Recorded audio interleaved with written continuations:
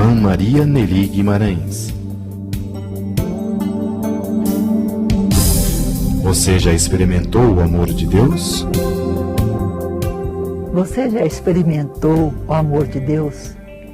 Você se sente amada por Deus? Você tem certeza que Deus aceita ou aceita como você é?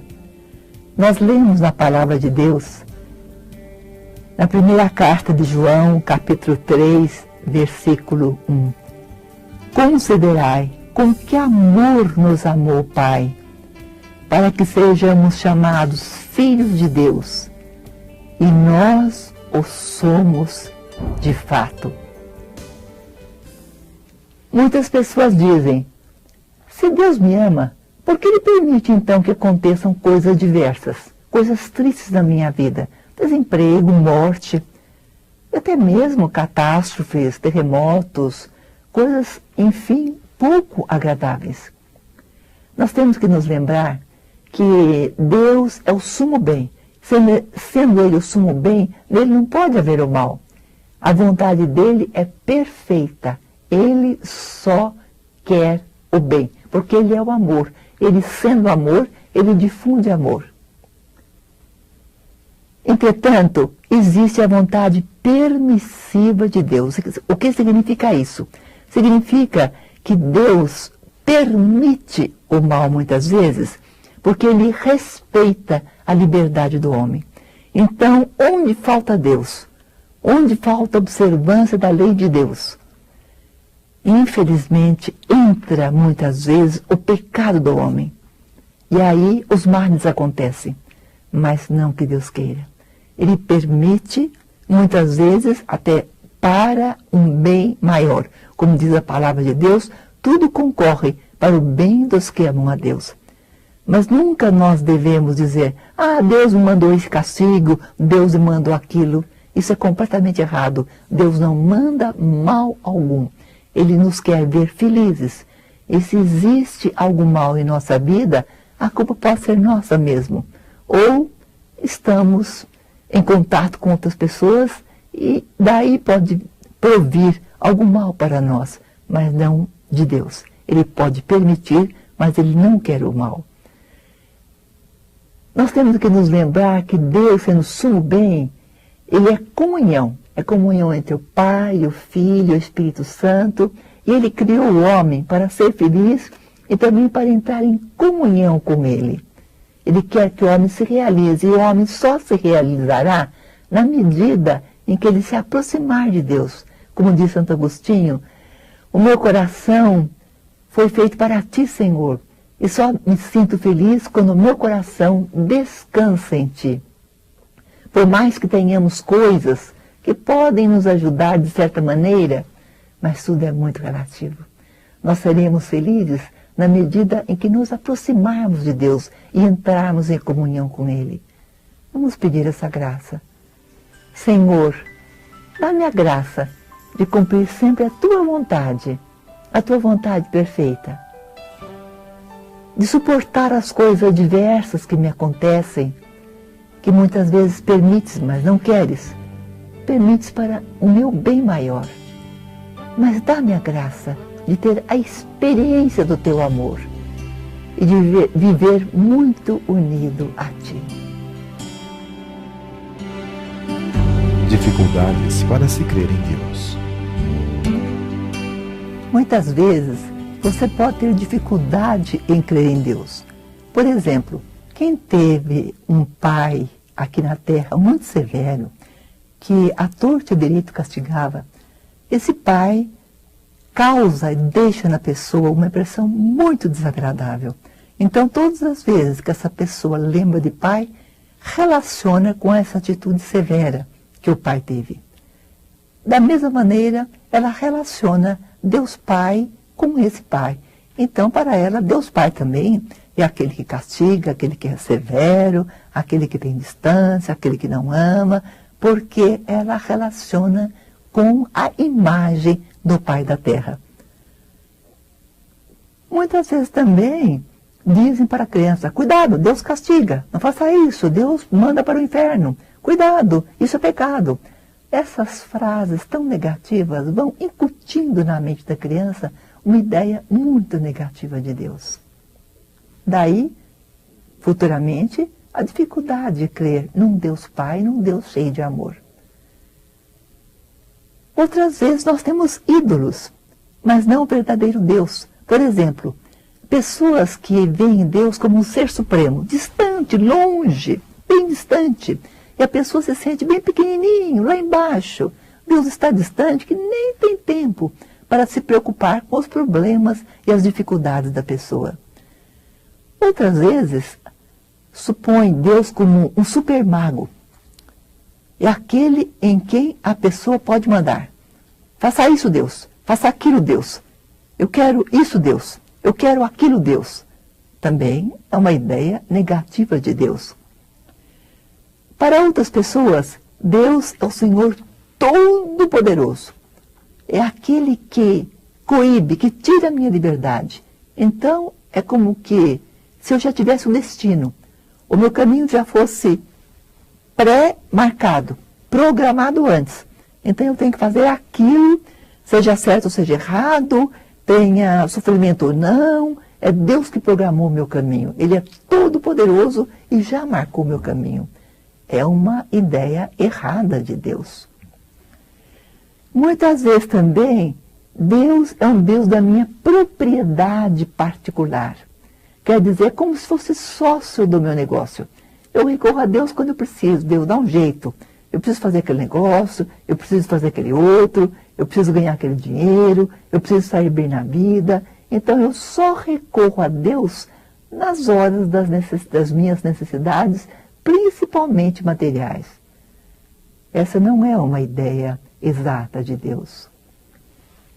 Muitas vezes também eu tenho um Deus fuga, quer dizer, eu vou à igreja, eu rezo, eu vou à missa, eu dou uma esmola, mas no meu relacionamento com as pessoas eu deixo muito a desejar. Nós poderíamos chamar esse Deus fuga. Quer dizer, ele é Deus para mim apenas nas horas em que eu estou orando, em que eu estou rezando. Depois, na minha vida mesmo, ele deixa de existir. Muitas vezes, a fama que nós buscamos com tanto empenho é um ídolo para nós. O que é um ídolo? Um ídolo é aquele que não é Deus, mas eu coloco no lugar de Deus. Então está em primeiro lugar a fama, o dinheiro, a posição. Tudo isso obstacula e dificulta o conhecimento do verdadeiro Deus, porque tapa a minha visão espiritual. Nós lemos na Bíblia uma exortação ao povo hebreu, em Êxodo, no capítulo 20, versículos de 2 e seguintes.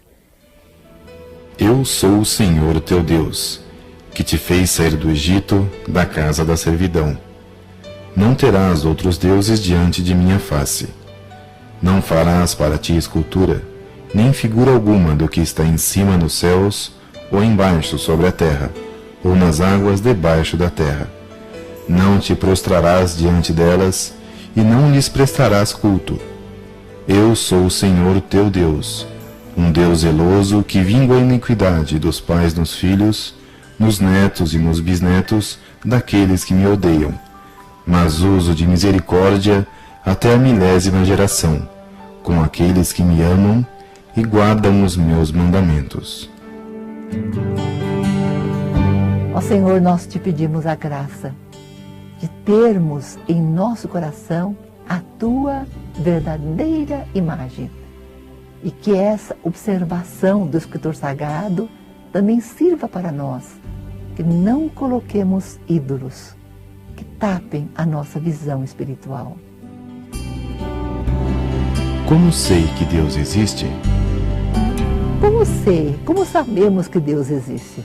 Deus deixou sinais da sua existência.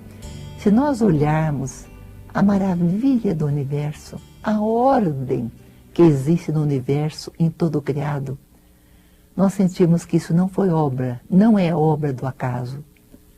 Os dias se sucedendo às noites, as estações se sucedendo umas após outras, a Terra girando em torno do Sol, os astros e planetas, os reinos mineral, vegetal, animal.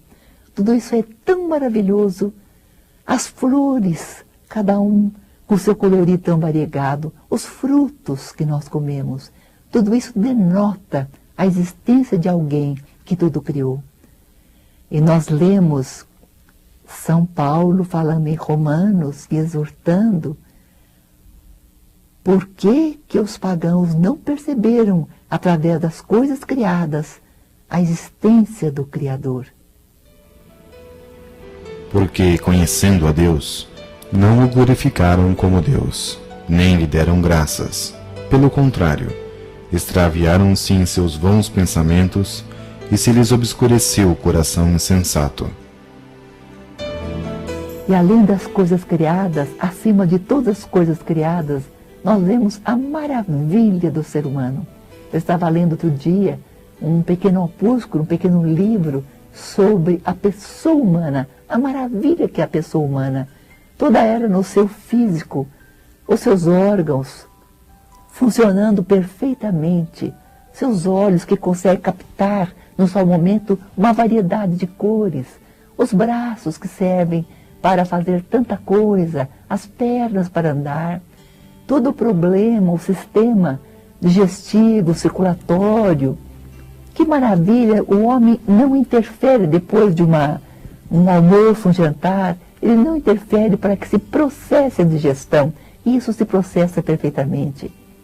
Temos também os dons espirituais, psicológicos, a vontade, a memória, a inteligência.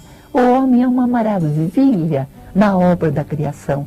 Nós vemos no progresso de hoje como o homem, com a inteligência que o Senhor lhe concedeu, é capaz de coisas maravilhosas. Já o Salmo 8 nos fala isso. Senhor, o que é o homem? Que maravilha que é o homem! Vós o colocás pouco abaixo dos anjos. De honra e glória o coroastes. Senhor, eu te louvo e glorifico, porque dás tantos sinais da tua existência. Te louvo e glorifico por toda a obra da criação. Te louvo e glorifico, Senhor, pela obra que realizaste em mim e realizas em cada uma das pessoas, que por si mesmas elas são uma testemunha de que realmente existe um Deus. Deus desce até o homem. Deus desce até o homem para se comunicar com ele. Nós vemos, por exemplo, na história da salvação, na revelação bíblica, por exemplo, Moisés, que estava muito sossegado no deserto, casado com Séfora, quando vê aquela sarça que arde sem se consumir e sente aquela voz que lhe pede que tire as sandálias, que se prostre, porque ali está o Deus de Abraão, de Isaac e de Jacó, que se comunica com Moisés e pede a ele que, com Deus, exerça uma grande obra, a libertação do povo hebreu. Muitas vezes a Sagrada Escritura, desde o Antigo Testamento, Deus se manifesta e se revela como um Deus, principalmente no Antigo Testamento, um Deus libertador, que quer que o povo caminhe sempre para a frente. Por exemplo, nós lemos em Deuteronômio, no capítulo 6, que fala do amor de Deus, capítulo 6, versículo 20 e seguintes. Quando teu filho te perguntar mais tarde, que são estes mandamentos, estas leis e esses preceitos que o Senhor nosso Deus vos prescreveu, tu lhe responderás: éramos escravos do faraó no Egito, e a mão poderosa do Senhor libertou-nos. À nossa vista operou o Senhor prodígios, e grandes e espantosos sinais contra o Egito, contra o faraó e toda a sua família. Tirou-nos de lá para conduzir-nos à terra que com juramento havia prometido a nossos pais dar-nos. O Senhor ordenou-nos que observássemos todas estas leis e temêssemos o Senhor, nosso Deus, para sermos sempre felizes e para que nos conservasse a vida como fez até o presente. Seremos, pois, tidos por justos, se tivermos cuidado de nos conformar a toda a lei diante do Senhor nosso Deus, como ele nos mandou.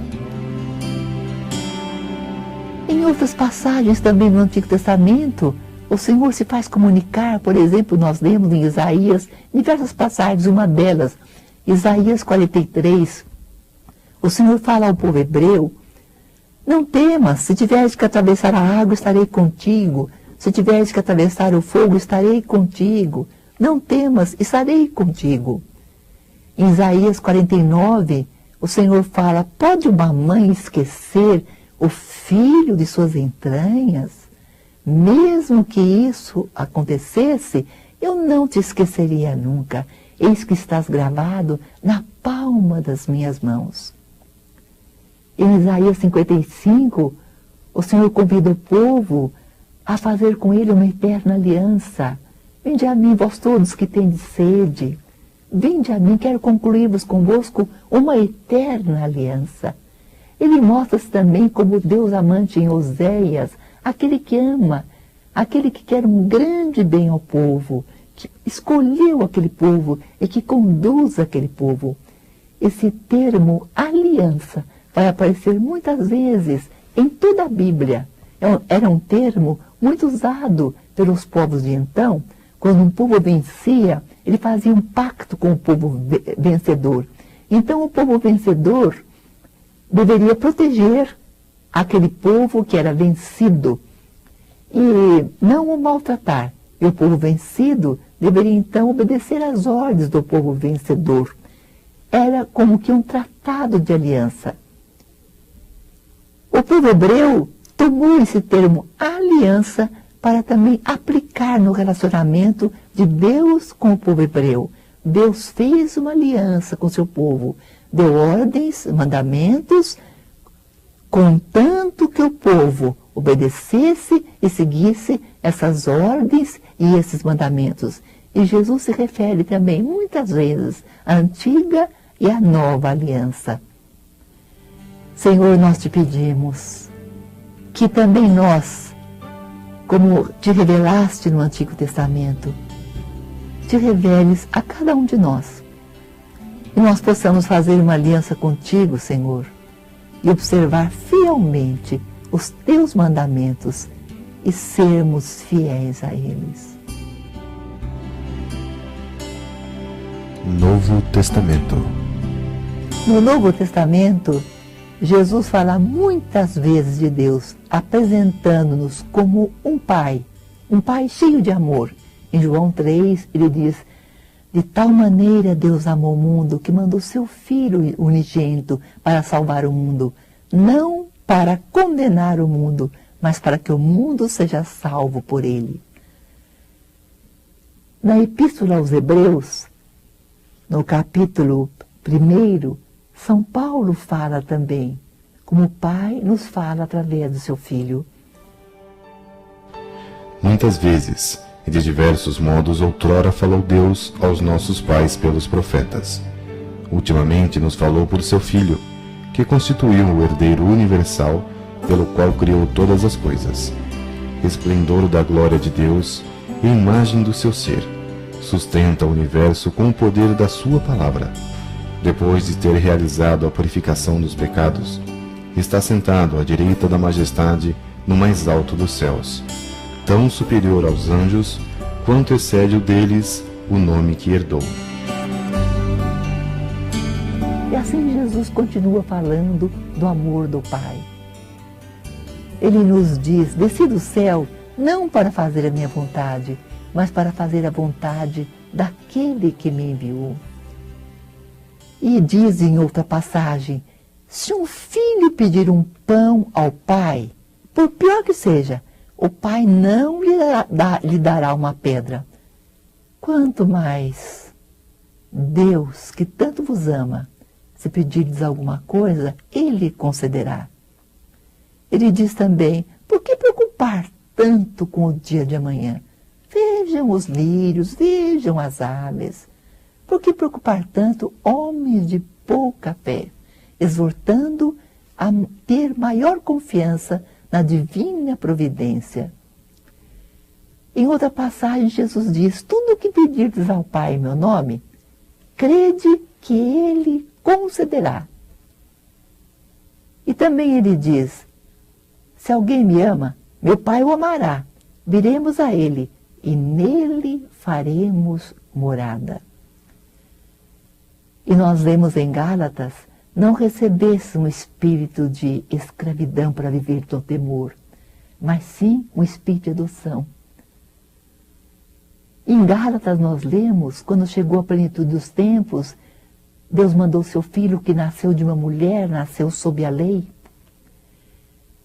e colocou em vosso coração o espírito do seu filho, para que fostes adotados como filhos, e que vos permite clamar, Abba, Pai. Portanto, não és escravo, mas filho. Portanto, se és filho, és livre, livre em Deus. Jesus também nos ensina como nos dirigir ao Pai.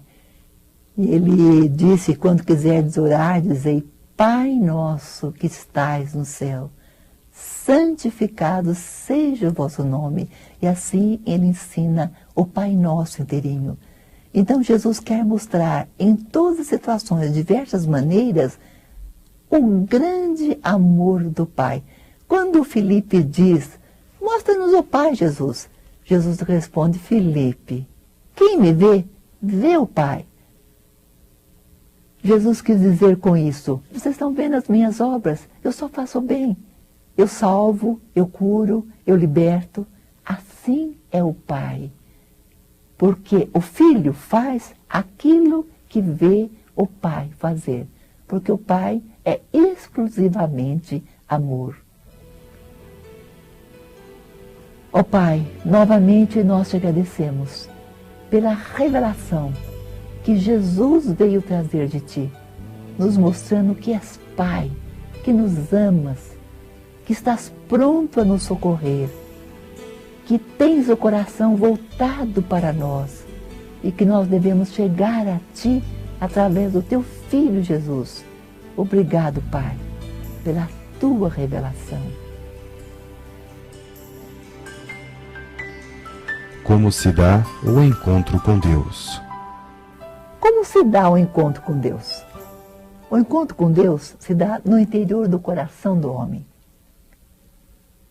A mensagem, Deus, se comunica através da nossa corporeidade, através dos nossos sentimentos, através do testemunho de uma pessoa, através de uma leitura, através da palavra, através da Bíblia.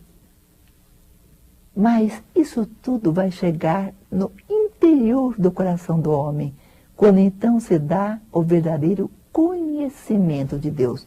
O que significa a palavra conhecimento? Quando uma pessoa entra em relacionamento com outra pessoa, existe a revelação, a comunicação e a acolhida. Por exemplo, dois amigos se encontram. Um se revela, fala quem é ele, a sua amizade, o seu amor, como ele se interessa pelo outro. E o outro, de coração aberto, acolhe aquela revelação. Então, daquela revelação, daquela acolhida, vai nascer entre os dois uma comunhão que vai se intensificando cada vez mais, terminando até no matrimônio. Porque a comunhão vai crescendo cada vez mais. Um vai conhecendo o outro. Conhecer, então, é uma experiência que se dá no mais profundo do coração da pessoa. Isso também acontece com Deus. Deus toma a iniciativa de se revelar. Ele usa de muitas maneiras, como nós vimos. Usa de sinais exteriores, usa do testemunho de pessoas, mas ele dá sinais mostrando que ele existe, e não só que ele existe, mas que ele está interessado no nosso maior bem. E ao mesmo tempo que ele se revela, ele vai pedir para nós uma atitude de resposta. No exemplo que nós demos, a pessoa foi se revelando, a outra foi acolhendo e foi entrando em comunhão de tal maneira que chegaram ao matrimônio. Deus também pede de nós uma atitude de resposta. E a primeira atitude de resposta que Deus pede quando Ele se revela a alguém é uma atitude de conversão, uma atitude de mudança de mentalidade, que nós chamamos de metanoia. mudança de mentalidade, mudança de modo de ser, mudança de modo de agir, porque a pessoa conhecendo a Deus vai se confrontando com as orientações de Deus, com as moções de Deus, então vai se processando nela uma mudança, uma conversão, até chegar à comunhão com Deus. Agora, isto é um processo dinâmico. Não é de uma hora para outra que uma pessoa se converte, é devagar. É um passo após o outro passo. Na medida em que ela vai deixando de lado ídolos, coisas vãs, coisas da terra, Deus vai tomando posse do seu ser e vai lhe dando uma nova mentalidade, um novo modo de ver as coisas, um novo modo de sentir, um novo modo de amar as pessoas. Deus vai assumindo aquela vida e vai transformando aquela pessoa até lhe dar um novo coração. Então, naquele processo dinâmico de conversão, há também um processo de transformação. Deus vai se apoderando da pessoa e chega a uma verdadeira e íntima comunhão com a pessoa. Então se dá o conhecimento e a comunhão com Deus no íntimo do coração da pessoa. Nós te pedimos, Senhor, essa grande graça. A graça de que os ídolos caiam, que o nosso apego caia, que o nosso próprio eu, o nosso egoísmo, tudo aquilo que barra uma intimidade maior contigo. Dá-nos a graça, Senhor, de uma verdadeira conversão, de verdadeiro conhecimento de Ti, Senhor, para que possamos chegar a uma verdadeira comunhão contigo. A experiência de Deus. Deus se apresenta então a cada um de nós, como se apresenta a você, como se apresentou a Moisés. Moisés deu uma resposta positiva, embora primeiro se desculpou, colocou dificuldade, mas deu uma resposta positiva e se engajou na libertação do povo. E você? Que resposta você dá a Deus? Que chega até você e pede para entrar em comunhão com Ele. E pede para fazer uma experiência de Deus. O que significa a palavra experiência? Nós temos, desde crianças, um conceito intelectual. Até sabemos de cor. Deus é Pai, existe a Trindade, Deus criou todas as coisas, Deus mandou seu Filho à Terra. Então, são conceitos que nós temos.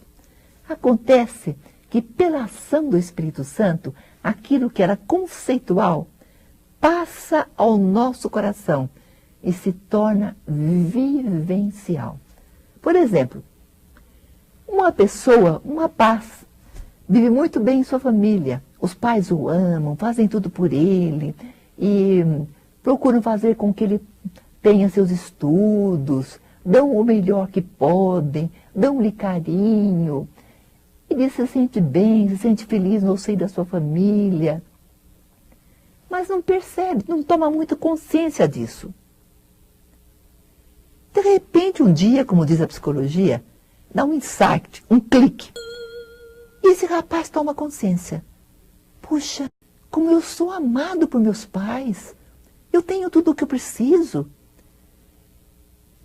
Financeiramente, materialmente, eles também me dão o seu amor. Eu não tinha tomado consciência disso. Como meu pai me ama, como ele se sacrifica por mim, como minha mãe me ama. Então, o rapaz passa a ter uma experiência de que ele é realmente um filho muito amado naquela família. A mesma coisa acontece conosco. Nós sabemos que Deus nos ama, sabemos que Deus nos criou, sabemos que tudo Ele fez para nós. E por uma graça especial de Deus, por um toque do Espírito Santo, aquilo passa a se tornar para nós uma experiência, uma certeza profunda. Então nós temos a convicção de que apesar de termos pecado, termos ofendido a Deus, o céu está aberto para nós. Deus nos aceita como nós somos. Nós somos filhos muito amados. então nós temos a experiência de Deus. Deus existe. Deus me ama. Por maiores que sejam as dificuldades, eu vou vencer. Nada vai me deter. Mesmo que eu tenha que sofrer, Deus está comigo. Ele me ama. Eis uma experiência de Deus. Senhor, dá-nos essa graça. A graça da experiência do teu grande amor por nós. Que cada pessoa possa ter essa experiência, de tal maneira que se torne para os irmãos testemunha do teu amor.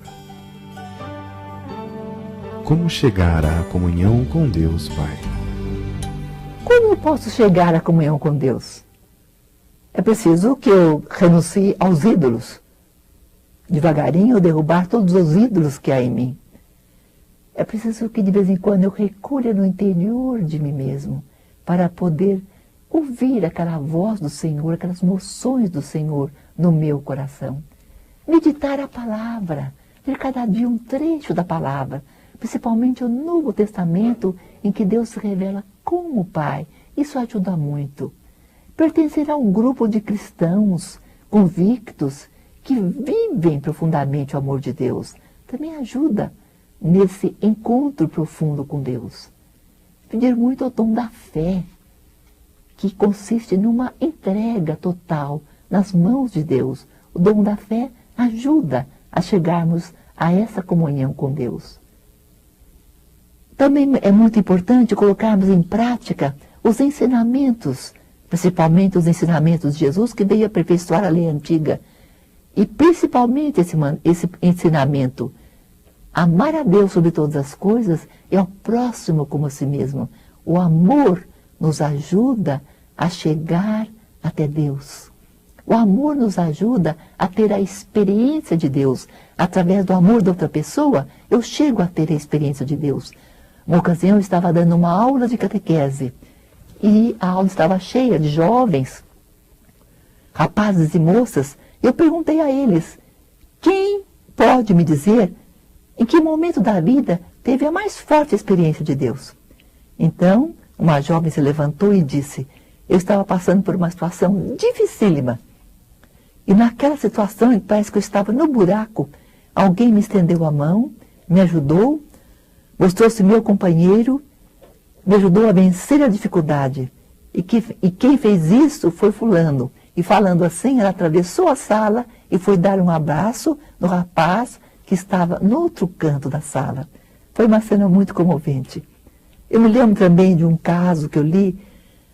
Havia terminado a guerra na Europa e um soldado estava comprando numa confeitaria doces. E olhando de fora na confeitaria, uma criança órfã estava olhando com os olhos arregalados aqueles doces. E o soldado, ao sair da confeitaria, deparou a criança, ficou com pena. Então ele pegou um doce daqueles que ele havia comprado e entregou para a criança.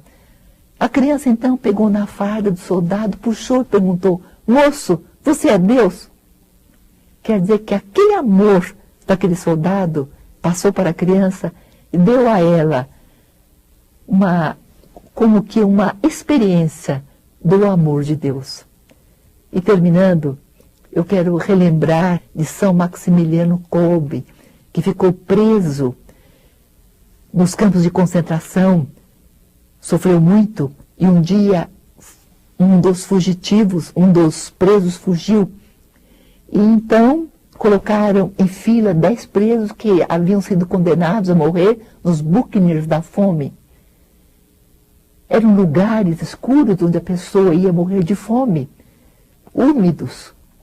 E entre aqueles 10 havia um pai de família que começou a gritar: eu sou pai de família, eu tenho filhos, como eu vou morrer?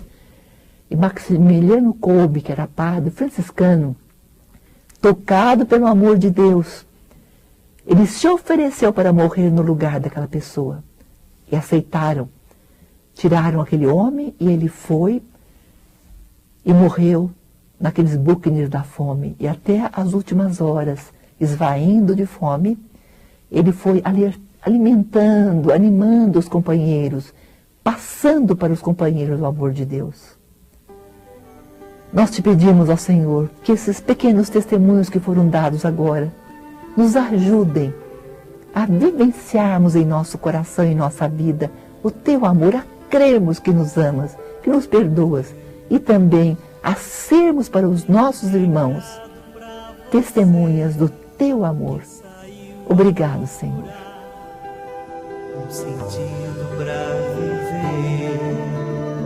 Ele está olhando para você, está chamando. Deixe o seu barco, deixe sua casa para seguir os passos meus, ser profeta do meu reino. Eu preciso de você para levar